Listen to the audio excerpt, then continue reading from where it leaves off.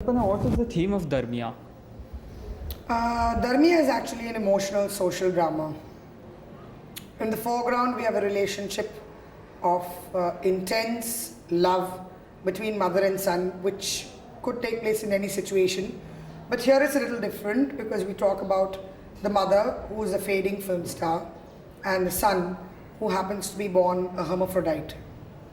So we place it against the backdrop of the Hindi film industry of the 1940s and 50s, as well as against the street eunuch world of the 40s and 50s.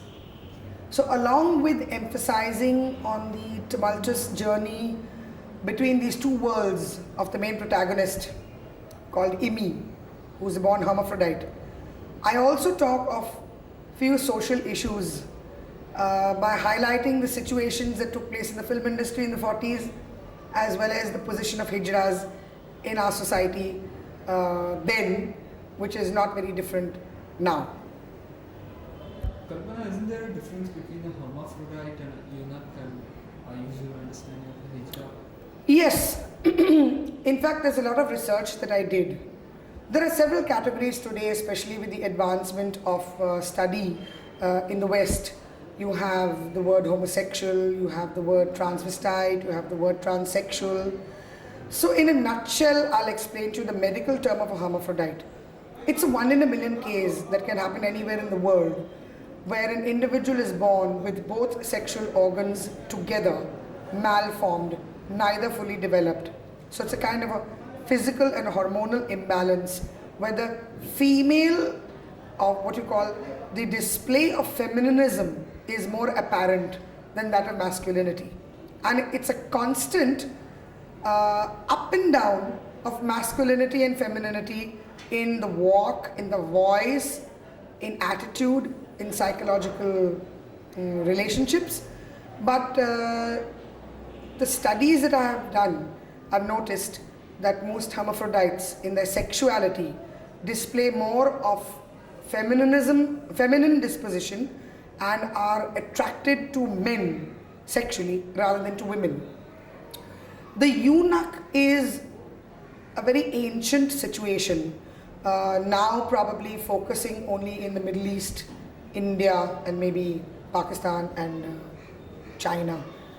It was more of a cult.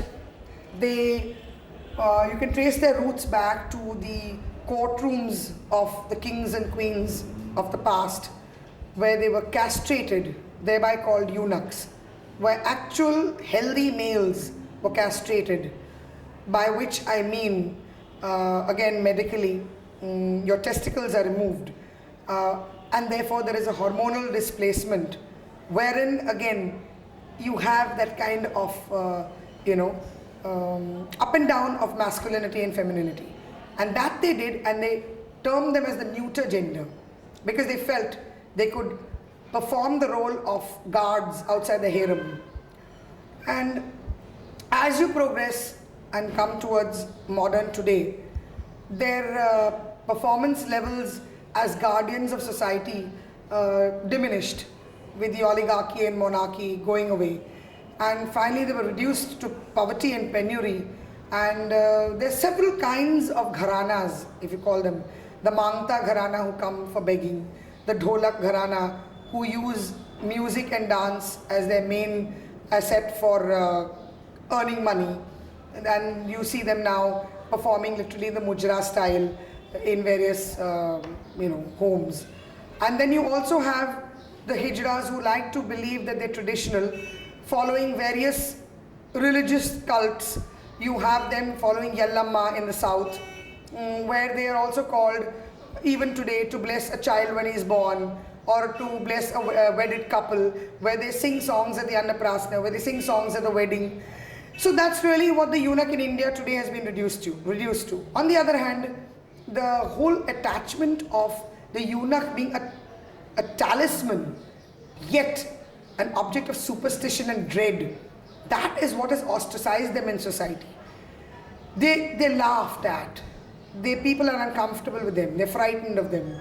They were not allowed to vote. They were not allowed to have bank accounts. They were not allowed to travel in trains. They were not allowed to go to temples. They were not allowed to use public urinals.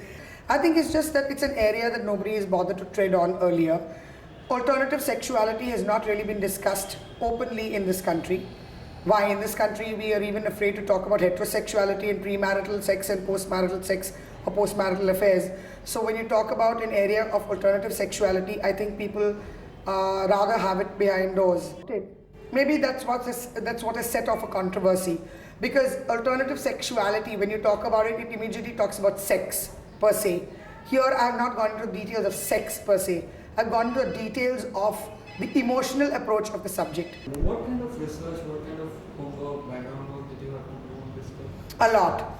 I happen to be born into a family which has been in cinema for very long. As you know, my uncle was Gurudat. So I knew a lot about the backdrop of what went behind the film industry. I have done a great deal of research about the eunuchs. I've gone to eunuch colonies, I've met various kinds of eunuchs, I've read books, I've gone into medical research, and then decided what exact category my protagonist would fall into. And thereby, I'm not in a position where I can say that I've covered everything about eunuchs all over the world. But you will get a fair idea of the kind of emotional and sexual displacement that I think you'll have to see the film. I can't give you all those details now. How have you treated the subject? I've treated it with a great entertainment value. I've used music like an opera. Bhupen Hazarika has done some excellent music. He's achieved something very wonderful.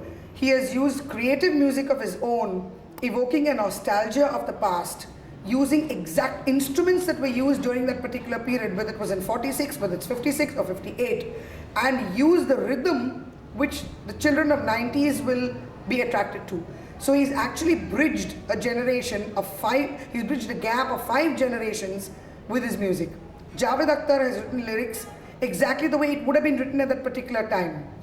Farah will be using dance movements which were done exactly in films at that particular period. And mind you, I'm covering a span of 12 years. So you'll be seeing the growth of the Hindi film industry between 1946 to 1958. Tell me something about the lead players. Who are the characters you've chosen? I've chosen Kiran Kher to play the lead actress. That's the role of Zeenat. She's excellent. I've chosen Arif Zakaria to play the role of the main protagonist. That's Immy. I've chosen Rita Ganguly, the role of Ammi, who's the grandmother. And I've taken this brilliant young actor from Marathi theatre called Sayat.